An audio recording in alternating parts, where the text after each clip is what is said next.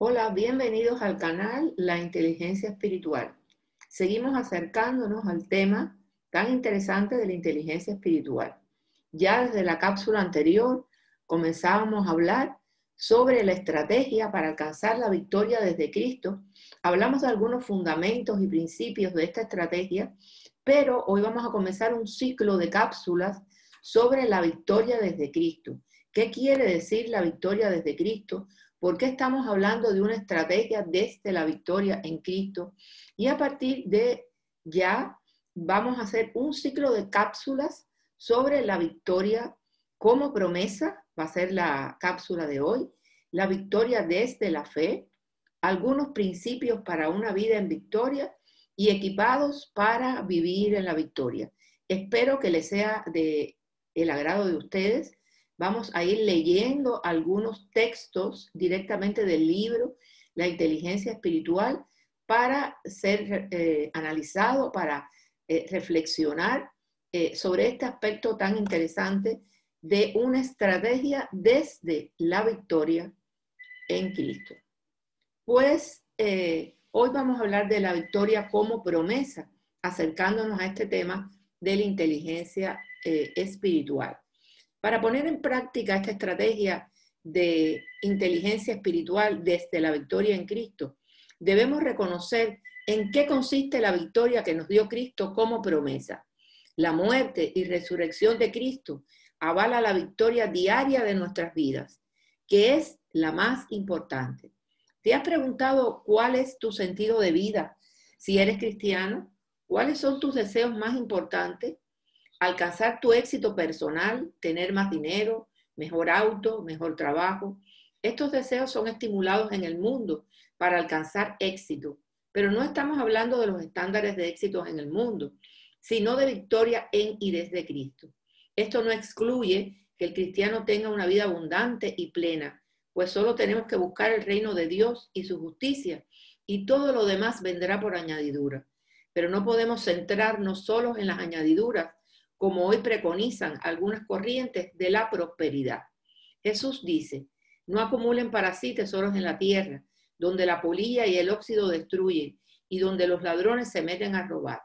Más bien acumulen para sí tesoros en el cielo, donde ni la polilla ni el óxido carcomen, ni los ladrones se meten a robar. Porque donde esté tu tesoro, allí estará también tu corazón. Estamos leyendo de la palabra de Dios, Mateo 6, del 19 al 21. ¿Te has preguntado dónde está tu tesoro? En la sociedad actual, el conseguir éxito a toda costa y costo se ha convertido en una motivación importante, relacionada además con el dinero. Y no es que el dinero sea malo, pero el amor al dinero sí. Olvidamos que no podemos servir a dos amos o dos señores a la vez. Ninguno puede servir a dos señores, dice la palabra de Dios, porque o aborrecerá al uno y amará al otro, o estimará al uno y menospreciará al otro. No podéis servir a Dios y a las riquezas. Mateo 6:24. Es más importante adquirir sabiduría que oro e inteligencia que plata. Estos son los verdaderos tesoros que debemos buscar y que nos abren las puertas del reino de Dios y nos abren las puertas hacia la victoria, la sabiduría y la inteligencia espiritual. Muchas veces se habla de crear una atmósfera espiritual para el logro de la victoria. Es cierto que Dios está en todas partes, pero no en todas se manifiesta su presencia. Es cierto que la falta de fe y la incredulidad pueden afectar la manifestación de Dios. Recordemos cuando Jesús en Nazaret no pudo realizar mayores milagros debido a la incredulidad del pueblo.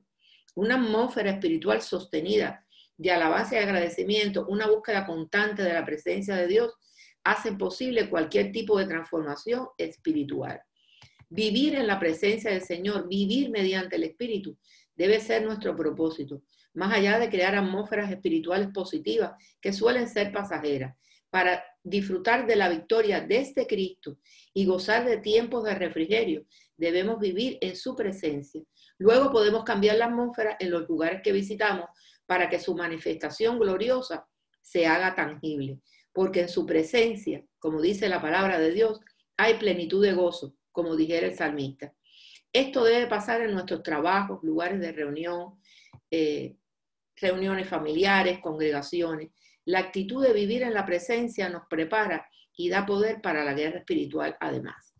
El sentido de estar en la presencia de Dios es entrar en comunión con el Espíritu Santo, que mora dentro de nosotros para ser transformados.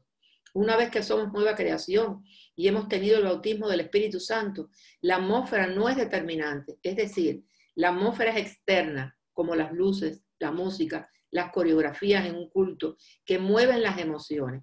Pero es la presencia del Espíritu Santo en nosotros, que es interna, la determinante.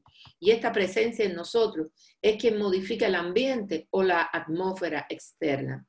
La atmósfera por sí misma no produce transformaciones espirituales, es secundaria a la presencia de Dios.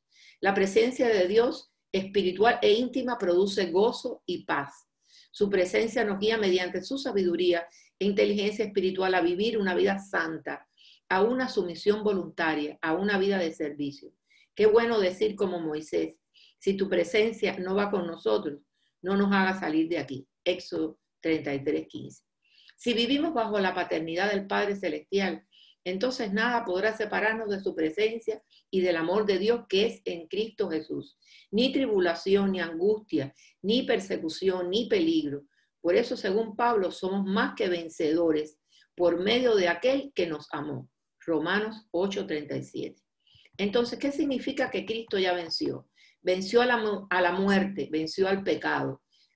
Dice la palabra de Dios, y anular la deuda que teníamos pendiente por los requisitos de la ley. Él anuló esa deuda que nos era adversa, clavándola en la cruz. Desarmó a los poderes y a las potestades, y por medio de Cristo los humilló en público al exhibirlos en su desfile triunfal. Colosenses 2, del 14 al 15. Venció a Satanás, desarmó a los poderes y a las potestades, y por medio de Cristo los humilló en público al exhibirlos en su desfile triunfal. Venció también las enfermedades.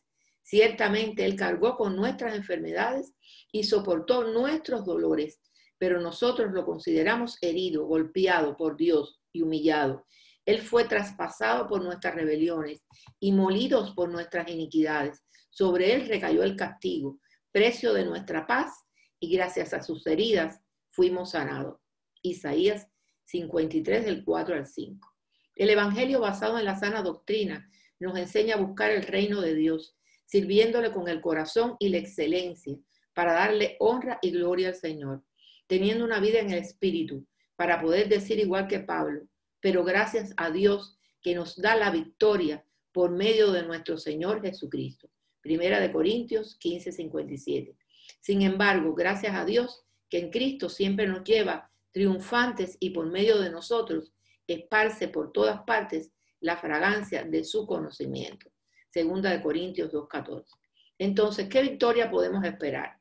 No se trata siempre de tener victoria con un jefe injusto, o haciendo un negocio, obteniendo un buen trabajo, o siendo librados de pobreza, o creyendo que nunca nos llegarán enfermedades o situaciones adversas. En cada tentación y prueba debemos vencer. Esto es decidir por la obediencia antes que por el pecado. Dios perfecciona su poder en nuestra debilidad para ayudarnos a vencer en dichas situaciones. Debemos salir victoriosos de los problemas cotidianos. No es que caminemos siempre entre nubes, ya sea porque algo sale bien o porque algo sale mal. Somos probados para no olvidarnos de Dios en la prosperidad, o probados para confiar en Él en la tristeza o la incertidumbre. Como sea, sea alabado el nombre del Señor. Quien vive según la voluntad de Dios es vencedor y no será avergonzado ni condenado. Juan 3, del 16 al 21. Por tanto, te invito hoy a reflexionar. ¿Cómo vives tú?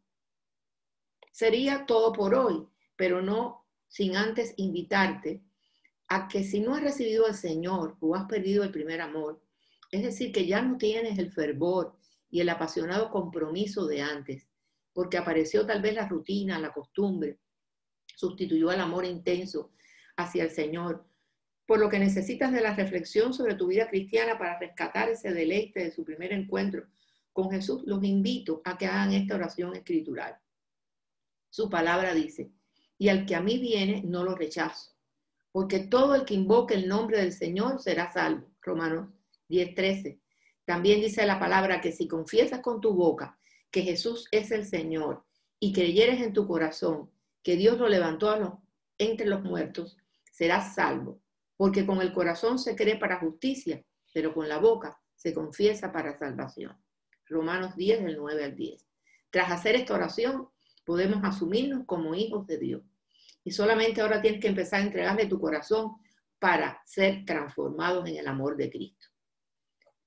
Nos vemos la próxima semana. Estamos en un mes donde el tema fundamental es la victoria desde Cristo. Muchísimas gracias. Bendiciones para todos de lo alto.